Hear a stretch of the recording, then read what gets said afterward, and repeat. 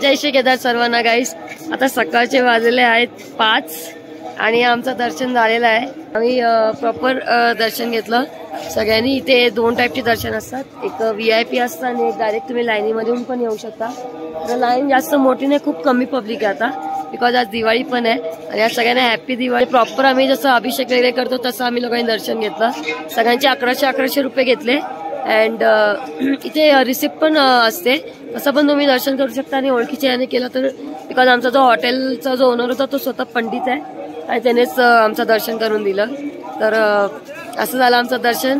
आणि खूप जास्त थंडी आहे, म्हणजे -4 आहे. आम्ही मगाशी चेक केलं -4 होतं, आता चेक नाही केलं पण तेवढंच आहे आसपास, -4 -2 असेलच. आणि आता आम्ही ते जल वगैरे आता घेणार आहे जे मंदिराच्या बाजूने. तर तुम्हाला आता मी मॉर्निंगचा एकदा व्ह्यू दाखवते, किती सुंदर वाटतंय.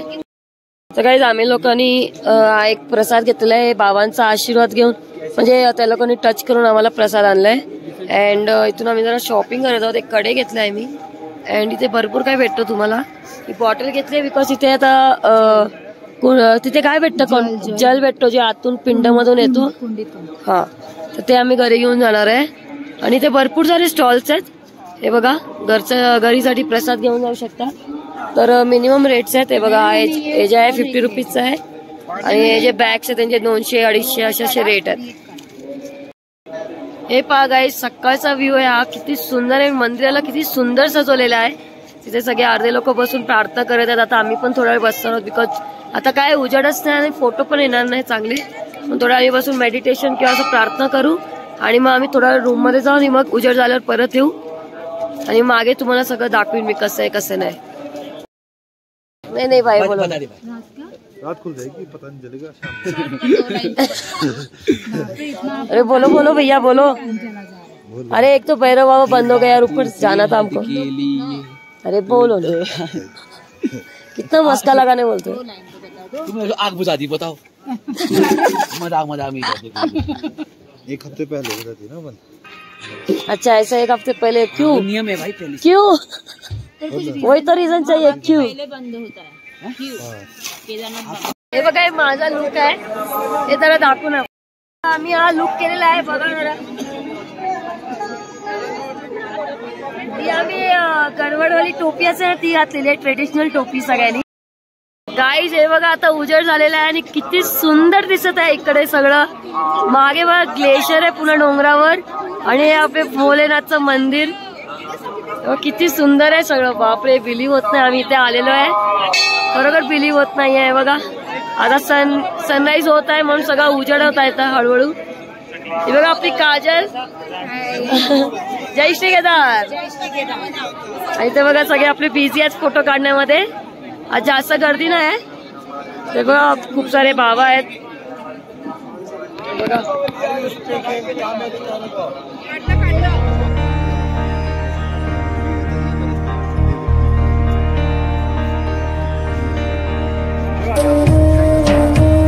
घेत आहे, 50 रुपये म्हणत आहेत.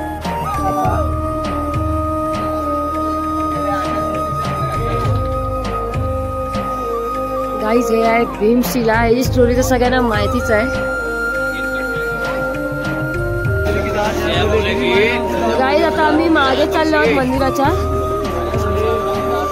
बघा मागचा व्ह्यू असा आहे, साईडने बघा असं दिसतंय.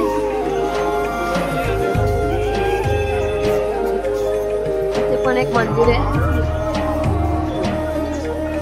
खूप जास्त थंडी आहे गाईज, खूप जास्त.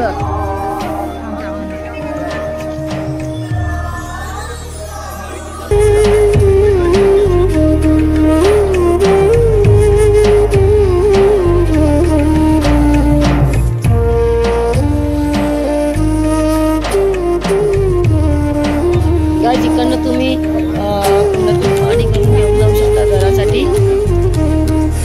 तर आम्ही पण बॉटल्स घेतलेल्या आहेत तिकडनं, 50 आय थिंक 100 रुपयाचे आहेत.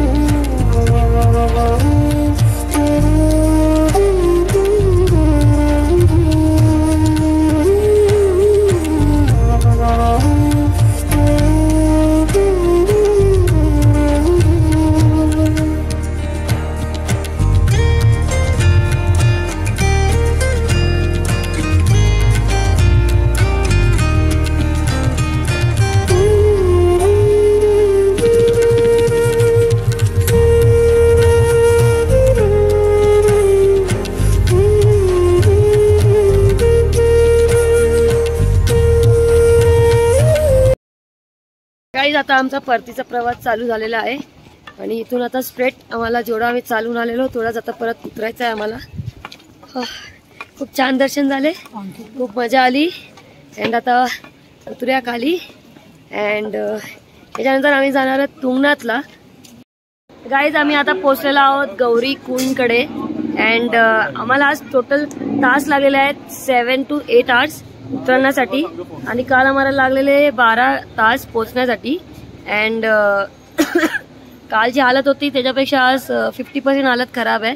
बिकॉज चढताना तर हालत खराब असतेच, बट उतरताना पण बाई तेवढाच पाय दुखतात. म्हणजे ढोपरे तर ढोपरे, पुन्हा बँड वाजते ढोपऱ्यांची.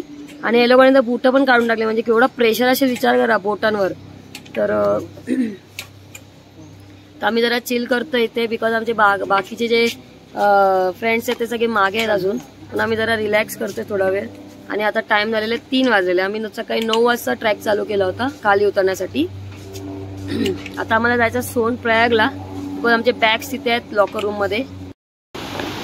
गाईज हीच ती मंदाकिनी नदी आहे जिथं ऑगस्टच्या महिन्यामध्ये खूपच भयंकर रूपामध्ये होती. ही लिटरली या इथपर्यंत इथून वाहत होती. इथून ते मी बोटा करून तिथे तुम्हाला आता मी रस्ता दाखवला असता, पण तिथे पूर्ण रस्ते ढसळून गेलेले आहेत खाली.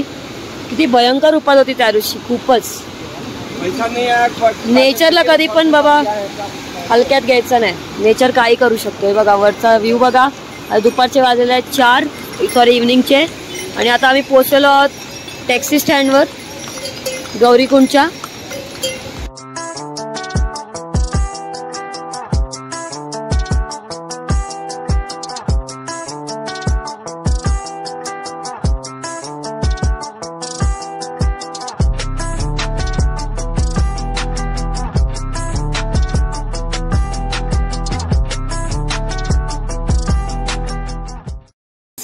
हाच तो आयकॉनिक ब्रिज आहे जिथे खूप गर्दी असते सीझनच्या टायमाला. पण आज बघा किती एम्प्टी आहे.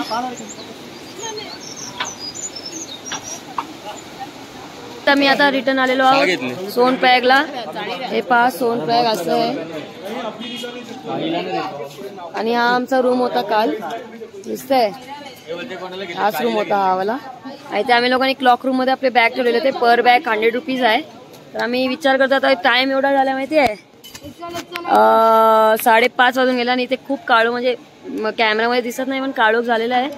तर आम्ही विचार करतोय आज स्टे करून टाकूया. सगळ्यांचे पाय वगैरे पण खूप दुखत आहेत. आता एवढी स्कूटी काढायची, त्याला सामान लोड करायचं आणि मग परत त्याला 45 किलोमीटर राईड करायचं म्हणजे रात्र होणार खूप. अँड तो जो रस्ता आहे तुंगनाथचा तो जरा चोपतावाला, तो जंगल मध्ये आहे. तो मला असं वाटतं की रिक्स नाही गेला पाहिजे. त्यापेक्षा आपण सकाळी लवकर निघून अर्ली राईड स्टार्ट करून आपण लवकर पोहोचूया आणि तिकडनं आपण राईड ट्रॅकिंग करून रिटर्न येऊया खाली. आणि तिथेच कुठेतरी पुढे जाऊन आपण स्टे करूया. किंवा तुंगनाथला पण जर स्वस्त वेळात असेल तर तिथे पण स्टे करू शकतो. Let see. तर उद्या डिपेंड आहे काय करायचं काय नाही. तर आता आराम इम्पॉर्टंट आहे खूप. चला तर हा आहे आपला रूम. 1000 रुपयामध्ये आम्ही घेतलेला आहे. आता सीझन नाही म्हणून एवढं कमी मध्ये भेटत नाही. आता या रूमचा रेट 5000 पर्यंत असतो. सीझन मध्ये भेटत पण नाही कधी कधी. आणि आपल्या रूम मधून हा व्ह्यू आहे मस्त. डोंगर दिसतो समोर दोन्ही बाजूला. हे पहा ते खाण्यापिण्याची पण खूप सारी सोय आहे पण तेवढा चांगला टेस्ट नाही. आणि हा व्लॉग आपण इथेच एंड करूया गाईज. झोपायचं आहे आता बिकॉज उद्या आम्हाला खूप जास्त गाडी चालवायची आहे. अँड ट्रॅक सुद्धा करायचं आहे. 4-5 किलोमीटरचा ट्रॅक आहे. तर आणि उद्या 70 किलोमीटर आता चालवायला लागणार आहे आम्हाला. आज जर आम्ही निघालो असतो तर उद्या आम्हाला 30 किलोमीटरच फक्त चालवायचे होते. पण आता आम्ही इकडे स्टे करत आहोत सोनप्रयागला. तर आम्हाला आता अजून 40+ किलोमीटर चालवायचं आहे. सो उद्याचा दिवस जास्तच ॲक्टिव्ह होणार आहे असं मला फील होत आहे आतूनच. So let see. बिकॉज इकडनं पण उतरणं इझी नाही आहे. सोनप्रयागच्या खाली पूर्ण घाट सेक्शन आहे. पूर्ण म्हणजे लिटरली लँडस्लाइड्स आहे तिथे मोठे मोठे मध्ये. ते पूर्ण उद्या सकाळी आम्हाला क्रॉस करायचं आहे म्हणून थोडं ॲक्टिव्ह होणार आहे. हळूहळू निघावं लागणार आहे आम्हाला. आणि म्हणून चोपटाचा पण जो रस्ता आहे तो पण म्हणजे मोठा हायवे नाही आहे. तो असाच जंगलातून रस्ता आहे तो. आणि पण खूप सुंदर आहे. पण खूप छोटा रस्ता बारीक रस्ता आणि जंगलातून आहे. तर ते पण आपल्याला थोडं ॲक्टिव्ह आणि स्लो जावं लागणार आहे. मग थोडा टाइम आपला जाणार तिथे. मॅपमध्ये तर 2 तास दाखवते पण मला माहिती 4 तास तर आरामातच लागणार आहे आम्हाला जाता जाता. आणि परत आपल्याला ट्रॅक पण करायचा तिथे उतरून. मग बघूया कसं होतं उद्याचा दिवस. लवकरच निघायचा प्रयत्न करू, जसं म्हणजे लाईट ऑन म्हणजे लाईट येतील थोडा दिवस होईल तसंच आम्ही निघणार आहे. बाकी आम्ही उद्या आमची पार्किंगमध्ये गाडी लागलेली ते समोरच आमची पार्किंग आहे, तुम्ही बघू शकता लाईटिंग. बस इथेच आपली पार्किंग जवळ आहे. मी मुद्दामून जवळच हॉटेल बघितलं बिकॉज जास्त चालायचं नव्हतं आम्हाला, म्हणजे लगेच ती बॅग एवढे मोठे मोठे आमचे की ते घेऊन आम्ही जास्त चालू नाही शकत. तर भेटा काही उद्याच्या ब्लॉगमध्ये. आज काही जास्त एवढं केलं नाही आम्ही आणि आता शूट पण नाही केला बिकॉज उतरताना बॉस नाही होत शूट करायला. खरं केदारनाथचे ट्रॅक करताना म्हणून लोक जास्त शूट नाही करत, जे शूट करतात त्यांना हॅट्स ऑफ आहे. नाही होत बाबा, आय स्वेअर. खूपच हालत खराब असते. आपल्यावर लक्ष देणार की ब्लॉगवर लक्ष देणार नाही समजत तेव्हा. तर मी येताना तर जरा पण शूट नाही केला बिकॉज जाताना मी ते रूट शूट केला होता थोडा बहुत, म्हणून येताना मी नाही केलं बिकॉज पुन्हा लक्ष आमचा खाली उतरण्यामध्ये होता, पुन्हा स्लोपिंग होतं. चला ठीक आहे गाईज, भेटूया उद्या. Good night guys, take care.